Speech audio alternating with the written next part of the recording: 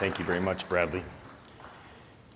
So, October 17th at 5:04 p.m., 1989. I'm 8 years old, and I'm in the garage with my mom, and my dad's building a house 1 mile from the epicenter of the Loma Prieta earthquake.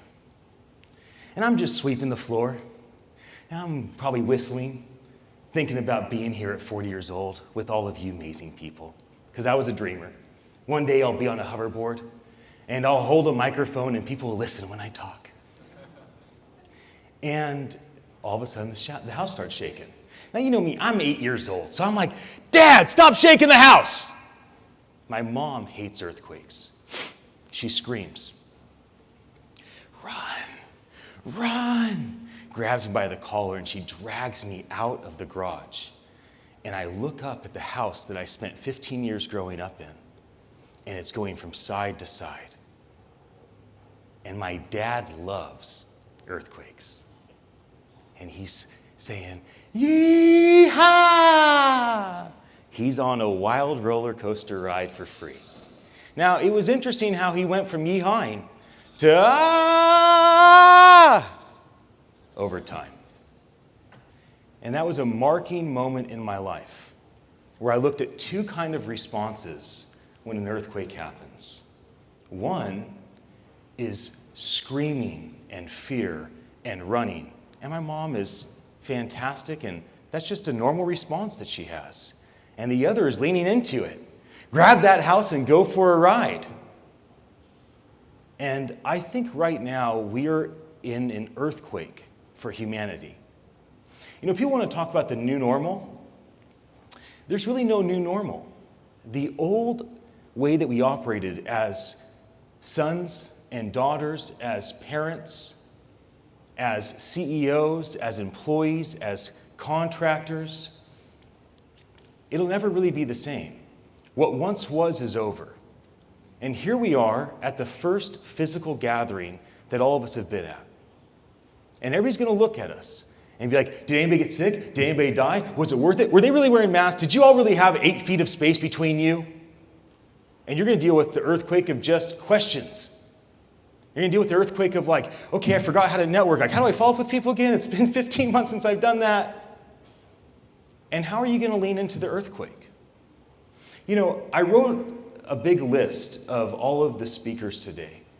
I will say this about Attention Live. If Attention Live is not successful, there'll be a competitor to our company, and they will be successful. So it will either be my team that's been with me for 10 or 15 years, or it will be somebody else that executes better than us.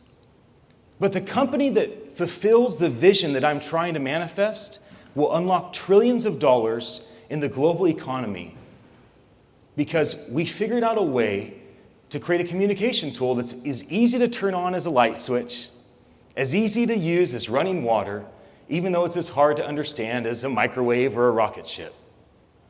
And most people can't even understand CryptoKitties or NFTs, let alone voice as an interface or being able to create all of this mass distribution, track everything, monetize all of it at scale in real time. We were so excited about our product that we finally launched in 2019 that we just started using it, and we realized, man, there's a lot of manual stuff, so we had to rebuild it. We rebuilt V2 and have just finished and launched that. You know, the world's becoming automated. And so there's not that many things that you can do in the future if you're a human. Maybe 5 years, maybe 55 years, but eventually we're going to either teach, we're going to learn, we're going to create, or we're going to promote. Those are all things that you can do with your voice. Those are all things you can do with your ears. And as the 3 billion people across the world that make less than $2.50 a day, as they get the internet and they become part of the global productive society, because of the voice industry, they will be able to communicate with us in a way they have never fathomed before. And instead of us sitting down and watching Netflix with our undivided attention and undivided attention for YouTube, everybody will be passively just consuming content. And maybe we'll be interested in hearing people's war stories of their ancestors in that far-off jungle and tribe. Maybe we'll want to know how this group of people that we don't speak the same language, but they really rear children well. Like their kids grow up respectful, honorable, productive members of society, and we want to be impacted by how they do that. I mean, I'm a visionary, right? And if you think like me riding around the one wheel or me doing the job of a handful of media people right here at my desk and I'm taking notes about the things you're saying, if you think that's complicated, what we built at Attention Live is really, really special. Please go to attn.live. I've worked very hard to communicate what we're doing. And I say, hey, if you're trying to explain it to Grandma, Grandma, it's kind of like radio and the flea market and the post office. It's live social audio with a marketplace to monetize that audio with mass distribution. Let me end by saying why you inspire me. I considered not even talking about Attention Live, but I felt it would be disrespectful to do so. But you can find out everything you want to know about our company on our website. And I hope that all of you and your network will become our clients. I hope that many of you will become strategic partners. Maybe some of you will become investors. Bradley, I am really proud of you, man, as a friend and as a peer. This is a very difficult thing to do. A lot of shades being thrown at you for doing this. Thank you for having the courage to do this.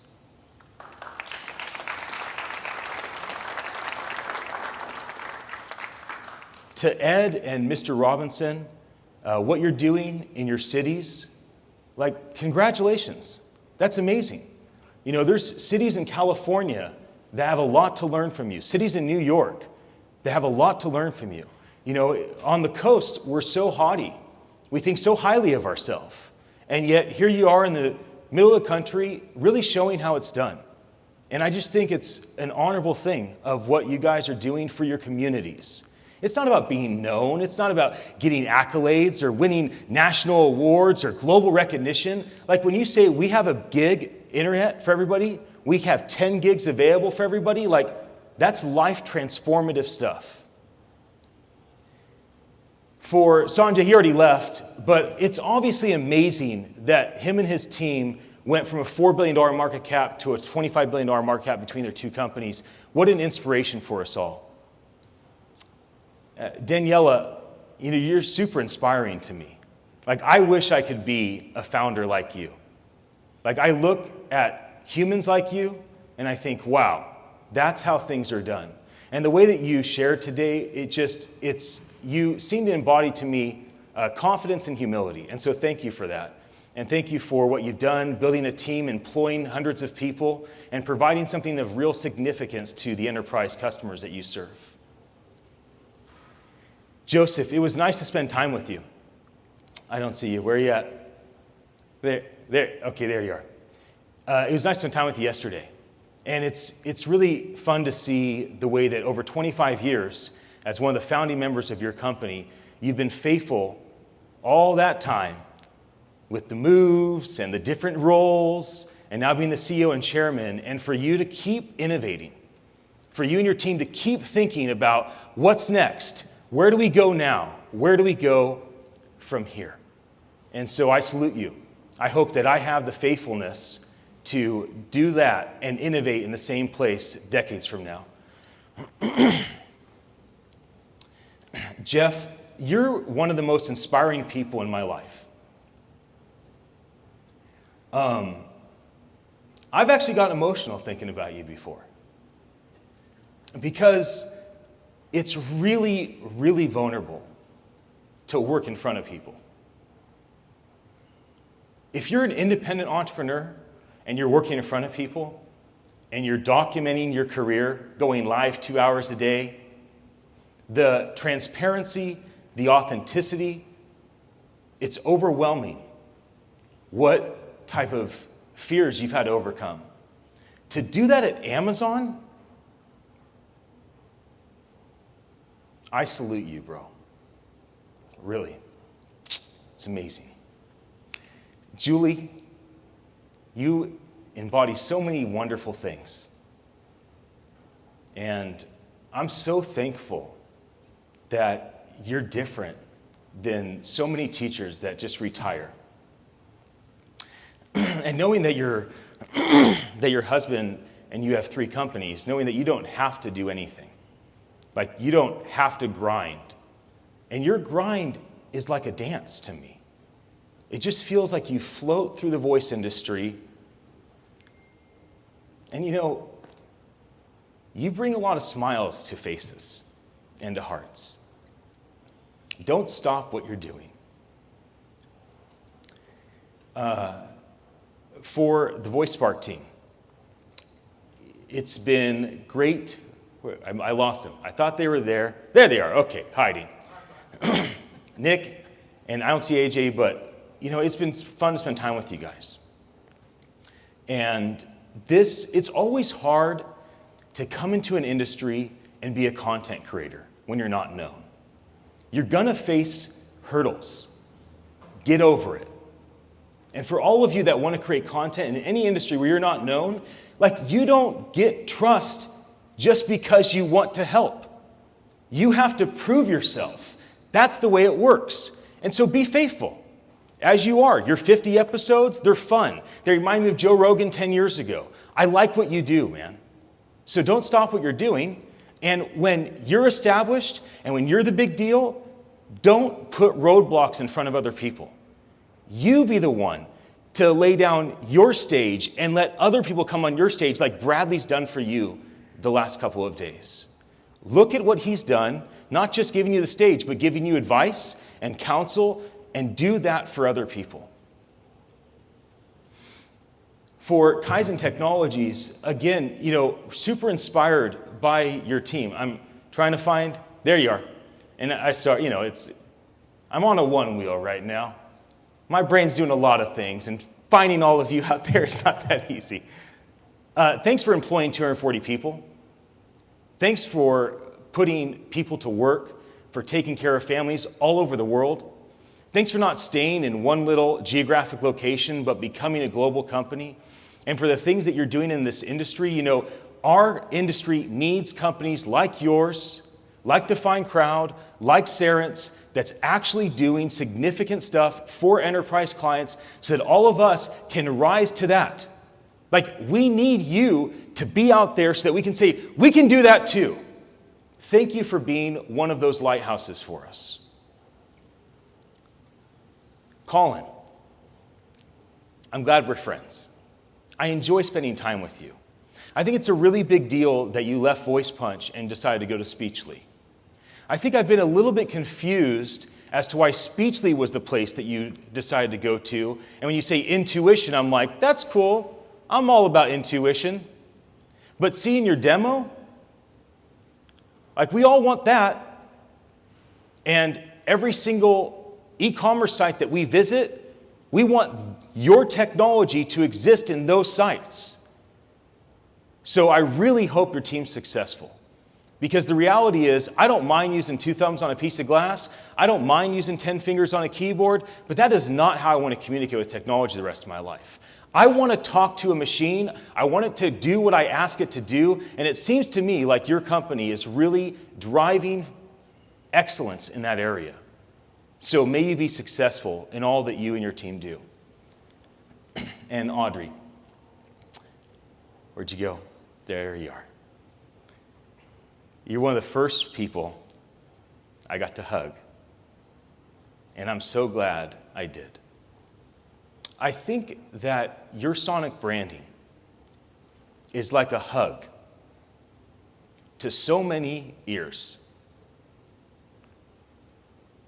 It's hard what you do, because what you do, you have to keep selling new projects over and over and over, even to the same people and to new people. And you have to keep proving yourself over and over. And at one point, you were the one. And now, as you mentioned, there's so many options. But you're still the godmother of it all. And not because of what you've done, but you're still the queen because of what you're doing. And I don't know if you feel recognized at the level that you should be, but I really see you. And I see what you've done for huge companies and for my friends like Dr. Fisher. And just that alone, like the impact that you've made for him, I mean, it's transformative for him to have all that eclectic different options. when it comes to sound. You know, if there's only one thing I could do today, it would be to say what I just said about all of you. Please consider what I use my time for. The world needs to be encouraged. People need courage put into their soul. They need to be seen. They need to be recognized. Do that for others. It's worth your time, even if it means you don't talk all about yourself and what you're doing. Bradley, thank you for letting me share today.